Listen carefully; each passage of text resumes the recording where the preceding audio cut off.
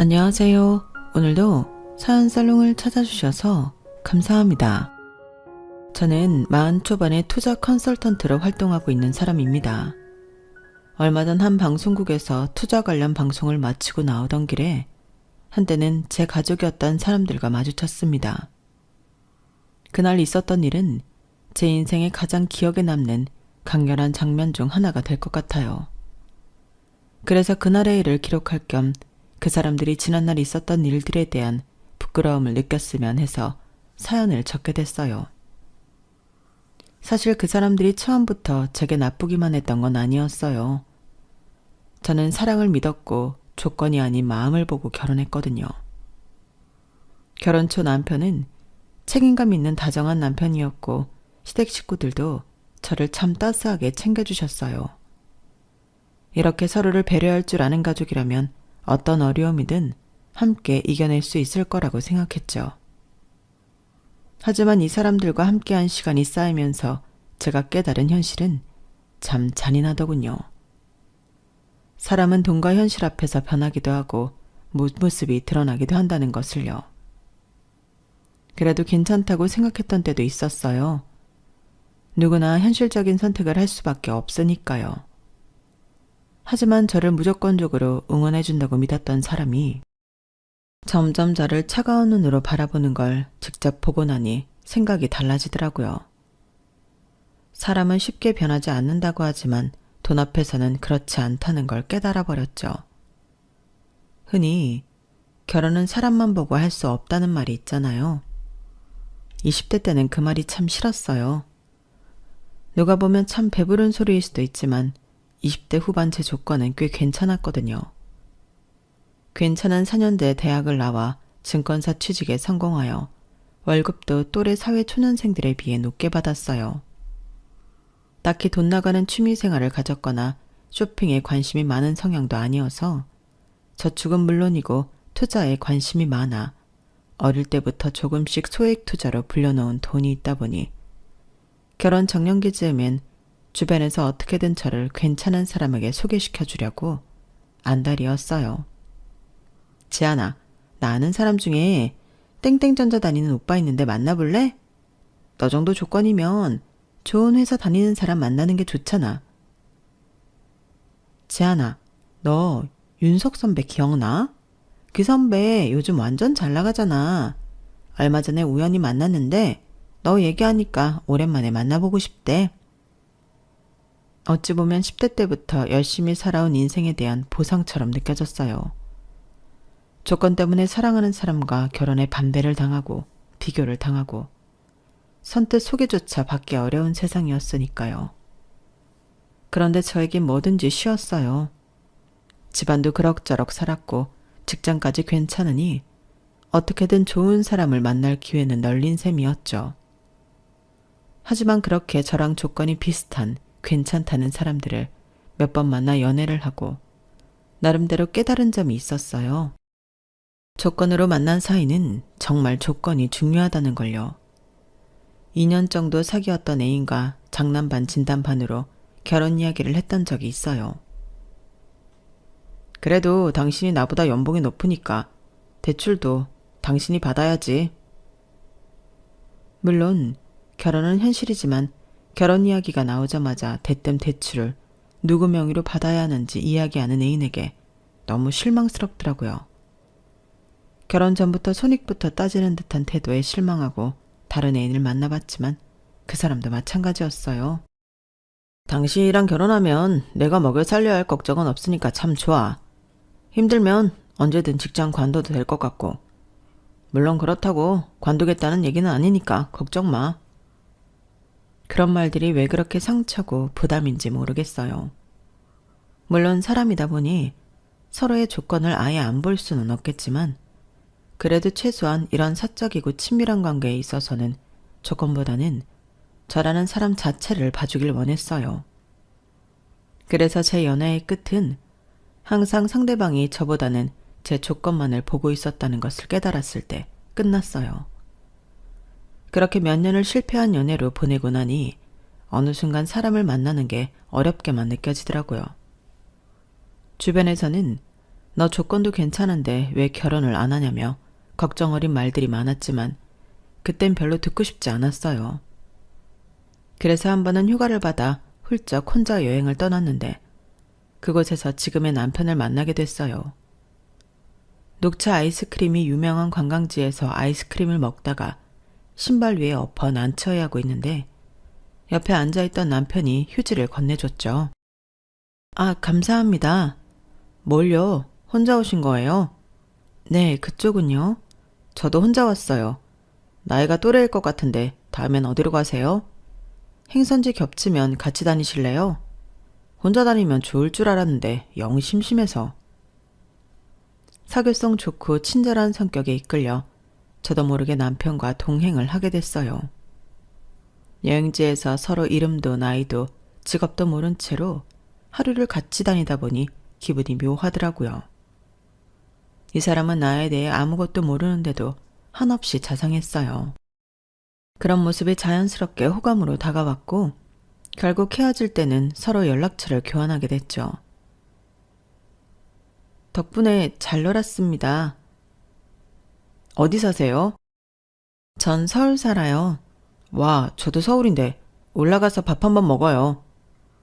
그렇게 저희는 서울에 올라와서도 만났어요. 알고 보니 집도 대중교통으로 30분 거리여서 가까운 편이더라고요. 처음부터 서로에 대해 모르고 시작한 관계라 그런지 이것저것 취조하듯 캐묻기가 좀 그래서 서로 잘 모르는 채로 오랫동안 연락하고 지냈어요. 아무것도 아는 정보가 없는데도 이상하게 말이 잘 통하고 만남이 즐겁더라고요. 오히려 서로에 대해 몰랐기에 이렇게 인간 대 인간으로 친해질 수 있었나 그런 생각도 들었죠. 저희는 대화를 통해 조금씩 아주 천천히 서로에 대해 알게 됐어요. 제 직업에 대해 처음 들었을 때도 남편은 덤덤했어요. 그저 멋있는 일을 하는구나 이 한마디가 전부였죠. 남편의 그런 모습들에 더 마음이 열렸던 것 같아요. 서로에 대해 아는 게 꽤 많아졌을 때쯤에야 우린 연애를 시작했어요. 연애를 시작하기까지의 과정은 참 길었는데 연애를 시작하고 나서 결혼까지는 참 속전속결로 진행됐어요. 이 사람을 놓치면 다시는 이렇게 순수하게 교류할 수 있는 사람을 만나지 못할 거란 생각이 들었거든요. 나 당신이랑 결혼하고 싶어. 비록 내가 당신만큼 벌진 못하지만 그래도 돈이 전부는 아니니까. 내가 평생 당신 걱정 끼치지 않고 행복하게 해줄게. 나랑 결혼해 줄래? 당연하지. 그거면 충분해. 남편은 저에 비하면 연봉도 적고 평범한 직장인이었지만 그런 건 별로 신경 쓰이지 않았어요. 있는 그대로 절 바라봐주는 제가 찾던 이상형 그대로였던지라 더 볼 것도 없이 이 사람과 앞으로도 함께였으면 좋겠다 싶었죠. 그래도 너 정도면 더 좋은 직장 다니는 남자를 만날 수 있을 텐데 꼭 그 애여야만 하니? 심지어 여행지에서 만난 사이라 서로 잘 모르고 시작한 거잖니. 엄마 걱정 마세요. 그건 처음 시작이나 그랬던 거고 지금은 서로에 대해 잘 알아요. 그리고 이런 만남이 아니었으면 이 사람이 어떤 사람인지 내가 어떻게 알아봤겠어요? 부모님께서는 제가 좀 더 좋은 조건인 사람을 만나지 못해 아쉬워하셨지만 저는 제 선택이 틀림없다고 믿었어요. 반면 시댁에서는 저를 반겨주셨죠. 우리 도윤이한테 이야기 참 많이 들었어요. 눈이 그렇게 이쁘다던데 정말이네. 참 맑다. 그러게 젊은 친구가 인상이 참 좋네. 이렇게 선해 보이는 며느리가 들어와서 아주 기분이 좋구만. 솔직히 시부모님을 만나러 가는 날은 조금 긴장이 되기는 했어요. 남편이야 그런 사람 아닌 거 알고 만난다지만 시댁에서는 어떻게 나올지 모르는 거니까요. 하지만 시댁에서도 제 조건에 대한 부분보다는 인간적인 부분을 더 먼저 봐주셨어요. 그런 세심한 부분에 저도 알게 모르게 감동을 받았죠. 남편과 결혼한 뒤에도 남편은 여전히 절 사랑해 주었고 시댁에서도 딸처럼 예뻐라 해주셨어요. 하나 있는 시누이도 언니처럼 잘 따라주었죠. 모든 게 제가 원했던 대로 생각했던 대로였어요. 결혼하고 2, 3년 정도는 정말 행복하게 보냈던 것 같아요. 주변에서도 다들 부러워할 정도였죠. 그래도 너 잘 사는 모습 보니까 보기 좋다. 나는 사람도 조건도 포기 못하겠어서 지금까지 혼자 살잖아. 능력 되면 혼자 사는 것도 괜찮지. 굳이 눈 낮춰서 사람 만날 필요 없어. 물론 나도 어떻게 보면 조건 부분은 조금 접고 들어간 거지만 그래도 나는 이 사람 안 만났으면 이렇게 행복하지 못했을 것 같아서 후회 없어. 하지만 그 행복은 결혼 3년 차로 접어들면서 조금씩 균열이 가기 시작했어요. 여보, 나 임신이야. 뭐? 정말? 세상에, 우리 이제 부모가 되는 거야? 저희 사이에 딸아이가 생겼고 아이가 생기면서 얻은 행복은 무엇과도 비교할 수 없었지만 그만큼 제 생활에도 변화가 생기기 시작했어요. 여보, 나 몸이 안 좋아서 슬슬 휴직 써야 할 것 같아. 그래? 그래도 아이 낳고 나면 한동안 복직 못할 텐데 할 수 있는 데까지는 일 더 해보는 게 낫지 않겠어? 나도 그러고 싶어서 노력해보려고 하는데 업무도 집중이 잘 안 돼서 오히려 회사 다니는 게 민폐인 것 같아. 뭐 아쉽지만 당신 컨디션이 먼저니까 당신이 원하는 대로 해.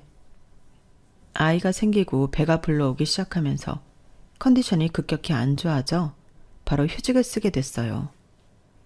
출산을 하고 10달 동안 품고 있던 딸아이의 얼굴을 보니 말로 표현할 수 없을 만큼 기뻤지만 산후조리를 마치고 나온 뒤부터는 완전히 달라진 현실을 마주해야 했죠. 임신한 동안 찐 살은 생각보다 쉽게 빠지지 않았고 툭하면 금방 우는 아이를 달래느라 잠을 제대로 자지 못하는 나날들이 많아지니 점점 정신이 몽롱해지더라고요. 매일 회사에 나가 생산적인 업무를 하던 예전과는 달리 하루 종일 집에 틀어박혀 말 한마디 통하지 않는 아기를 돌보고 있는 게 생각만큼 쉽지가 않았어요. 누군가 제대로 된 대화를 할 수 있는 시간은 오로지 남편이 퇴근하고 집에 와 머무르는 몇 시간뿐이었어요. 남편은 최대한 육아를 도와주려고 했지만 물리적으로 가능한 시간이 많지 않으니 그런 부분은 저도 이해가 됐어요. 하지만 나중에 직장에 복직하게 됐을 때도 이 생활을 유지할 수 있을지 의문이 들더라고요. 신혼 초만 해도 친정 부모님이 옆 동네에 계셔서 아이를 낳으면 친정 부모님이 몇 년간 돌봐주시기로 했지만 전셋집 문제로 인해 몇 달 전 친정 부모님께서 이사를 가시게 되었거든요. 그래서 도움의 손길은 기대할 수 없는 상황이었어요. 그래서 아이를 보면서 제가 하는 일을 프리랜서로 전향할 수 있는 방법을 공부하기 시작했어요. 나름대로 잘하고 자신 있는 분야가 투자여서 그 분야로 독립할 수 있는 방법을 찾기 위해 노력했죠. 다행히 그동안 다녔던 직장과도 관련이 있었고 어릴 때부터 관심을 두고 꾸준히 공부해오고 있었기에 본격적으로 투자 컨설턴트를 준비하기 시작했어요. 하지만 아이를 보면서 준비하는 게 체력적으로 쉽지만은 않았기에 의욕만큼 속도가 나지는 않았죠. 게다가 아이를 낳고 나니 욕심이 생기더라고요. 내 아이를 키우고 교육시키는 데 있어서 남들에게 뒤처지게 하고 싶지 않다는 욕심이요. 그래서인지 저는 남편도 조금은 욕심을 내주길 바랬던 것 같아요. 여보, 연봉 협상할 때 되지 않았어? 올해도 이야기가 없어? 아, 얘기는 당연히 해봤지. 그런데 지금 회사 상황이 썩 좋지 않아서 인상하기엔 어려운 모양인가 봐. 뭐? 올해도? 그래도 당신이 그 회사에서 일한 세월이 얼만데. 그러니까 좀 아쉽긴 해도 어쩔 수 없지. 그래도 회사에서 입지가 안정적인 게 어디야. 회사 어렵다는데 나만 월급 올려달라고 떼쓸 순 없지.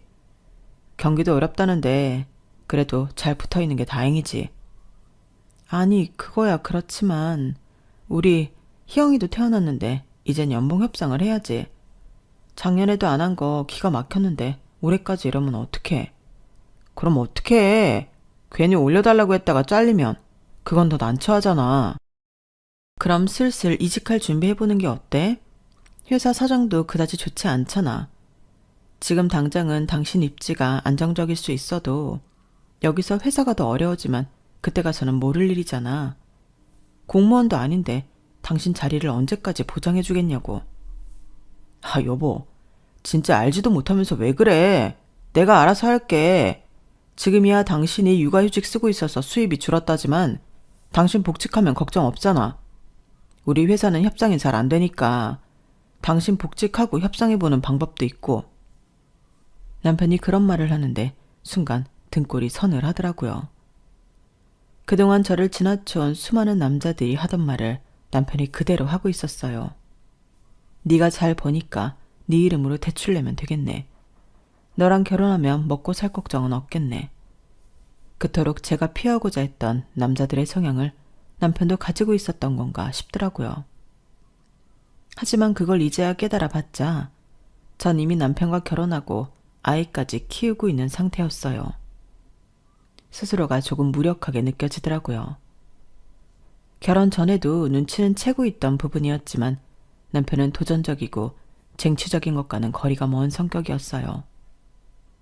어차피 잘 안 바뀌는 사람을 바꾸는데 열 올리기보다는 차라리 주어진 상황에서 제가 할 수 있는 걸 해야겠다는 생각뿐이었어요. 이대로 손 놓고 있다가 경제적으로 정체되고 아이를 어려운 환경에서 키우고 싶지 않았거든요. 그래서 제 눈앞에 당장 할 수 있는 것들에 집중했어요. 우선은 회사에서 쓸 수 있는 육아휴직 최대 기간인 2년 동안은 아이를 키우는 데에만 전념했어요. 그리고 육아휴직이 끝날 때쯤 남편에게 말했죠. 여보, 나 프리랜서로 전향해 보려고 해. 뭐? 갑자기 무슨 프리랜서? 당신이 무슨 수로?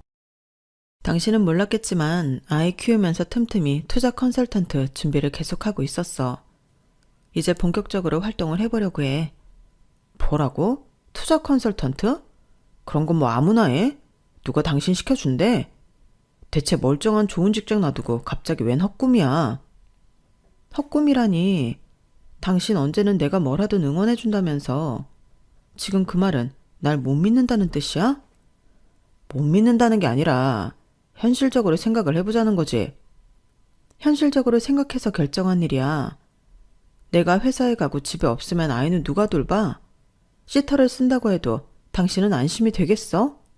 시댁이나 친정에서 도와줄 수 있는 상황도 아니고 불안해서 남의 손 빌려서 아이 키우고 싶지 않아. 요즘은 불안해도 다 그렇게 키워. 누가 그렇게 키우고 싶어서 키우겠어? 어쩔 수 없으니까 그렇지. 그러다 애가 잘못되기라도 하면 이렇게 어리고 애착 관계가 중요한 시기에 운 나빠서 시터 잘못 만나면 아이의 인생이 달라질 수도 있는데 난 어쩔 수 없다는 말로 아이 인생을 걸고 도박하고 싶지 않아. 그래서 당신이 프리랜서로 전향하는 게 아이를 위한 길이라는 거야? 그냥 집에서 애만 보는 생활에 익숙해져서 복직하기 싫었던 핑계는 아니고? 그 말을 들으니 눈물이 왈칵 쏟아지더라고요.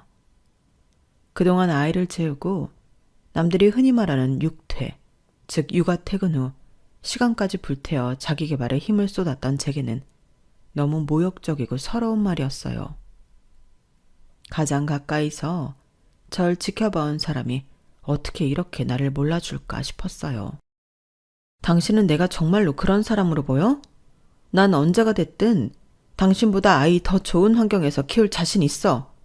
현실에 안주하는 당신에 비해 내가 얼마나 노력해왔는지는 시간이 지나고 두고 보면 알게 되겠지. 그렇게 큰 싸움 끝에 전 결국 퇴사를 했어요. 퇴사하고 나서 부부 사이는 더 급격히 찬바람이 불었죠. 대화는 줄어들었고 그나마 퇴근 후 육아를 조금이라도 참여하려고 노력하던 모습은 어디로 가고 집에 들어오면 드러누워 쉬기 바쁘더군요. 와서 아이 좀 들여다보라고 한마디 하면 왜? 당신이 육아는 전담하겠다는 거 아니었어? 이제 복직 걱정도 없는데 애는 당신이 좀 봐줘. 라던지 당신이 일 그만둬서 처음엔 싫었는데 나름대로 좋은 점도 있네. 내가 안심하고 쉴 수 있어서 좋네. 같은 소리를 했어요. 아이 때문에 큰 소리도 못 내고 싸우는 일이 반복되던 어느 날이었어요. 퇴사하고 첫 명절, 시댁에 인사를 드리러 갔는데 저를 보는 시부모님의 태도가 평소와는 묘하게 다르더라고요. 어머님, 아버님, 저희 왔어요. 평소라면 환한 얼굴로 저를 반겨주셨을 두 분께서 저를 무슨 식모 취급하듯 눈길도 제대로 안 주시더니 제품에 안겨있던 딸아이만 빼앗아가듯 번쩍 들고 가시더라고요. 아우, 우리 희영이 왔어? 할아버지 할머니 보고 싶었지? 처음엔 그 태도가 단순히 제 착각인 줄로만 알았어요. 내내 남편과 사이가 안 좋았기에 괜히 기분 탓이겠거니 싶었죠. 하지만 식사가 시작되니 시부모님께서 본색을 드러내기 시작했어요. 너 회사 그만뒀다면서? 젊은이가 일 욕심도 있고 똑똑해 보여서 좋았는데 그 좋은 직장을 왜 관둬? 다들 못 들어가서 안달인 곳을. 저도 관둘 생각은 없었는데 희영이 태어나고 직접 키워보니 생각이 조금 달라져서요. 이 작은 아이를 남의 손에 맡길 수도 없는 노릇이고 일단은 일은 다른 쪽으로 알아보려고 하고 있어요. 아, 네가 그런 생각까지 하고 있는 줄 알았더라면 차라리 희영이를 우리가 맡아준다고 할 걸 그랬나 싶네. 증권사 다니는 며느리 얻었다고 동네방네 다 자랑했는데 하루아침에 이게 뭐니? 주변에서 며느리 복 터졌다고 얼마나 부러워했는데. 이제 와서 그런 말씀하시면 뭐하나요? 이미 전 직장 그만뒀고 이대로 놀 생각이 아니라 다른 걸 준비하고 있을 뿐이에요. 그리고 아이 맡아주실 생각 있으셨으면 진작 말씀하시지 그러셨어요. 곤란할 땐 아무 말씀 안 하시더니 다른 방법 찾으니 마음에 안 들어서 그런 말씀 해보셔봤자 바뀌는 건 없어요, 어머님. 뭐야? 뭐 이런 애가 다 있어? 아니, 그렇게 안 봤는데 참 대바라지네. 예전에야 증권사 다니는 며느리라고 우리가 오냐오냐 예쁘다 했지만 지금 그래서는 국물도 없을 텐데. 마음대로 하세요. 아버님 예쁨 받으려고 증권사 다닌 거 아니니까요. 아휴, 내 뒷모가. 내가 이렇게 며느리한테 뒤통수 맞을 줄이야. 아휴. 직장을 그만두니 대놓고 저를 무시하려는 시부모님을 견디고 싶은 마음은 조금도 없었어요. 그래서 그냥 시부모님과는 대판 싸우고 다음 명절부터는 남편이랑 딸만 보냈죠. 시부모님은 제가 이렇게까지 나올 줄 모르셨는지 더 기가 막혀 하셨지만 굽혀드릴 생각은 전혀 없었어요. 여보, 그러지 말고 비위 좀 맞춰드려. 속상해서 그러신 거잖아. 내가 직장 관두고 새로운 도전을 하는 게 왜 시부모님이 속상해야 할 일이야. 내가 그럼 시부모님 때문에 해보고 싶은 일도 안 하고 아버님 어머님 원하는 대로 살면서 비위 맞춰야 해? 그런 뜻이 아니라. 됐다. 말을 말자. 시댁과 사이가 나빠지다 보니 남편과도 점점 소원해졌어요. 그러는 와중에도 저는 제 할 일을 착실히 해나갔죠. 무려 컨설턴트 중이었던 5명의 고객이 투자에 성공하면서 입소문이 났고 천천히 수익이 생기기 시작했어요. 수익이 생기고 나서는 시댁에 알릴까 고민도 했어요. 수익이 생긴다는 사실을 알면 더 이상 저를 무시하지 못할 거란 생각이었죠. 하지만 생각해보니 굳이 이걸 미리 공개할 필요는 없겠더라고요. 거의 끊었다시피 한 피곤한 인연을 다시 이어갈 이유도 없었고요. 이 일을 시작하면서 조금도 응원받지 못했기 때문에 딱히 남편에게도 알리지 않았어요.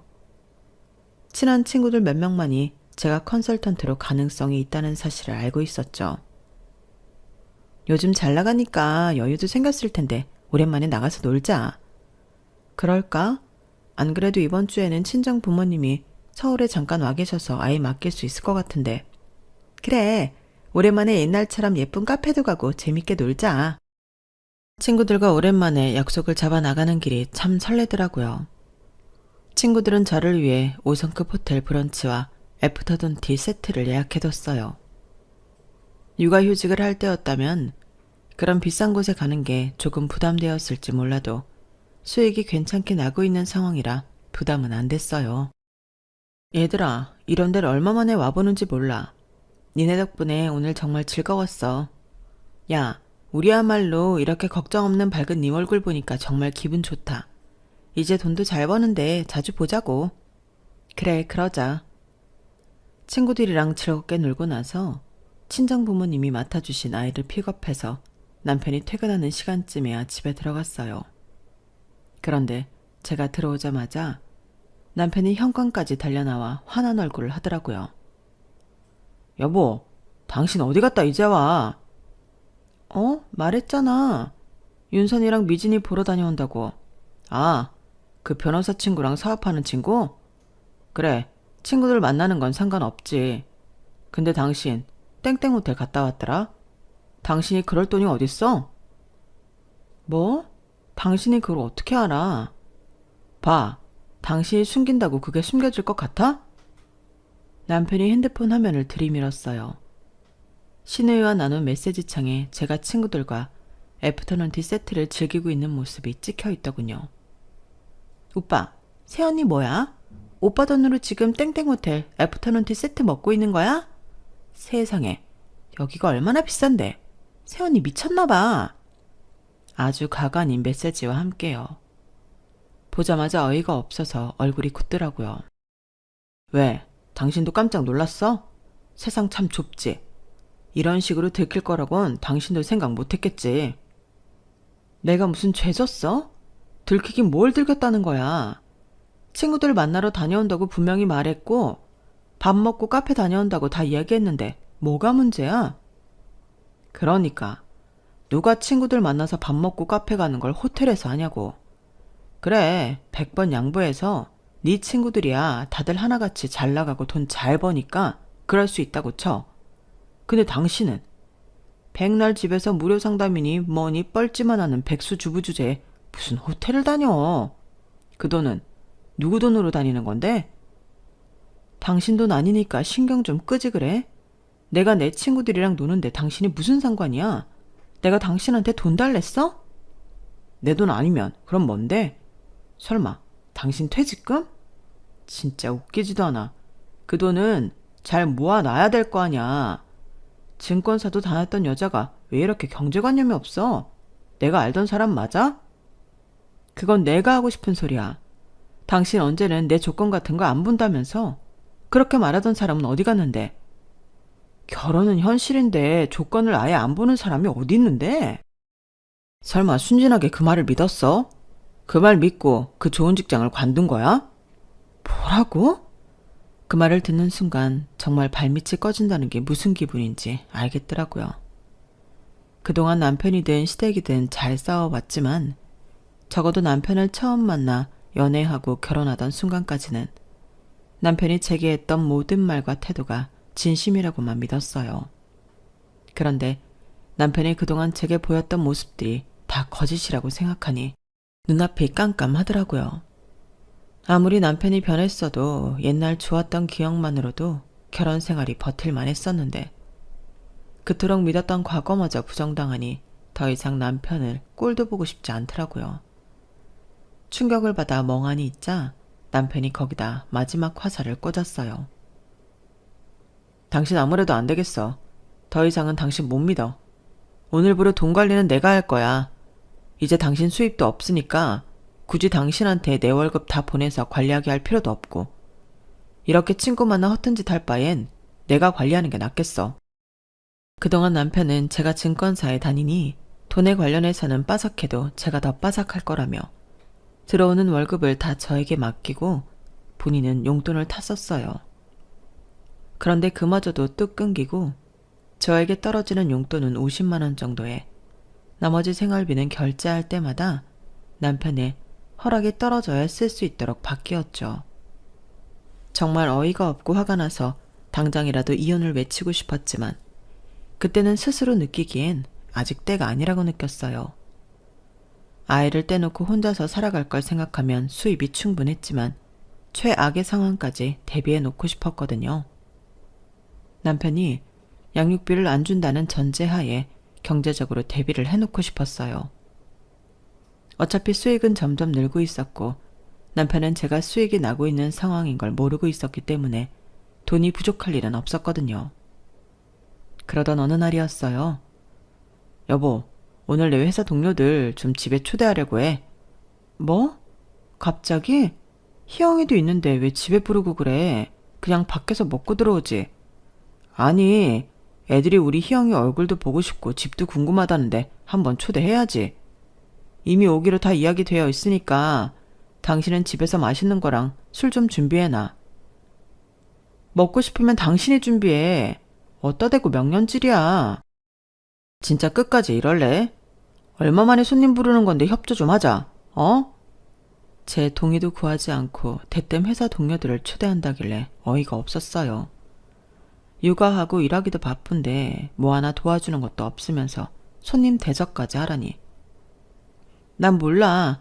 난 동의한 적 없으니까 당신이 알아서 해. 아예 손 놓고 있자 남편은 불안감을 느꼈는지 퇴근 시간쯤 배달 음식을 잔뜩 시켜놓고는 술도 알아서 사오더군요. 그래도 손님이 집에 왔는데 계속 냉전을 유지할 수는 없으니 배달 음식을 그릇에 담고 술잔과 수저 세팅하는 것까지는 도와줬어요. 아오, 형수님, 오랜만에 뵙습니다. 여전하시네요. 형수님도 와서 한잔 하세요. 음식들이 정말 맛있습니다. 희영이 봐야 돼서 술은 안 돼요. 즐겁게 놀다 가세요. 그러지 말고 당신도 여기 좀 앉아봐. 술자리가 무르익고 남편도 취한 것 같아서 어떻게든 자리를 피하려고 했지만 집에서 술자리를 하다 보니 피하는 게 보통 쉬운 일이 아니더라고요. 집에서는 매번 부딪히며 사이 안 좋던 사람이 동료들이 왔다가 친한 척하는 것도 속이 부대껴서 표정 관리가 안 되더라고요. 그런데 사람 인생이라는 게 정말 타이밍이라는 게 있는 것 같아요. 그때는 마침 수익이 점점 더 늘어 저축도 어느 정도 해놨던 시점이었고 남들은 벌기 힘든 큰 금액을 안정적으로 벌고 있던 시점이었거든요. 어쩌면 그때 저는 한번 걸리기만 해봐라 이런 마음으로 살고 있었을지도 모르겠어요. 남편이 선을 제대로 밟아주기만을 기다렸을지도 몰라요. 그런데 마침 그날 남편이 제 버튼을 누르고야 말았죠.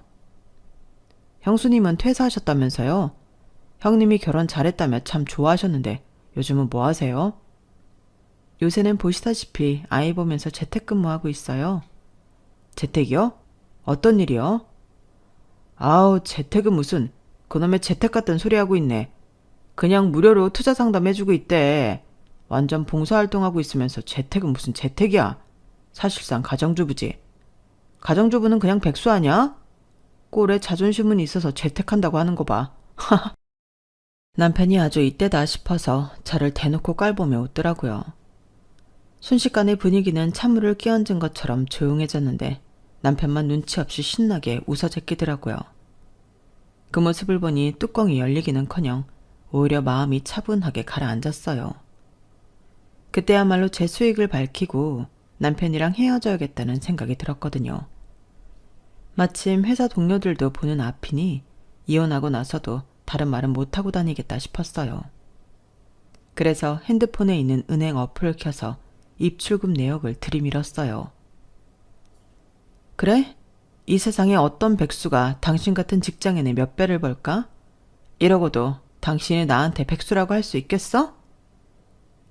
이게 뭐야? 공이 몇 개야? 일십, 백천만, 이천? 와, 뭐예요, 형수님? 달에 2천을 그냥 버시는 거예요? 컨설팅이 엄청 잘 되시나 본데요. 지금은 고정 고객이 생겨서 안정적으로 벌고 있고 아이 좀 더 크면 제안 들어오고 있는 강의도 나가서 수익을 늘릴 생각이에요. 와, 형님, 너무 든든하시겠는데요? 증권사 다닐 때보다 더 버시는 거 아니에요? 여보, 언제 이렇게 수익이 늘었어? 글쎄, 당신이 나 헛짓거리하고 다닌다고 월급 끊고 용돈 50만 원씩만 주던 그때부터였나? 여보, 난 당신이 그렇게 열심히 하고 있는 줄도 모르고 미안해. 사과가 너무 늦었다고 생각하진 않아? 난 이날만 기다린 것 같네. 우리 이제 이혼하자. 나 당신처럼 아내를 응원하고 지지해주진 못할 망정 무시하고 핍박하는 남자하고는 더 이상 같이 못 살겠어. 당신뿐만 아니라 당신 가족들조차 내가 증권사에서 나오자마자 무능한 며느리 취급하면서 무시했잖아. 내가 내 능력 의심받으면서 왜 당신이랑 살아야 하는지 모르겠어. 아이는 내가 키우고 싶어. 그러려고 그동안 돈도 열심히 모았고 수익도 안정시켰어. 이제 그만 나랑 헤어져 주라. 여보, 사람들도 있는데 지금 그게 무슨 소리야. 나중에 이야기하자. 어? 사람들 앞이라서 더 이야기하는 거야. 당신이 그동안 나한테 어떻게 했는지 알았으면 싶어서. 혹시 모르잖아. 당신이 우리 이혼에 대해서 영 딴소리나 하고 다닐지. 어쨌든 난 분명하게 내 의사를 전달했으니까 우린 이젠 끝난 거야. 난 아주 옛날부터 당신이랑 이혼하려고 준비해왔어. 오늘이 딱 적당한 아이인 것 같네.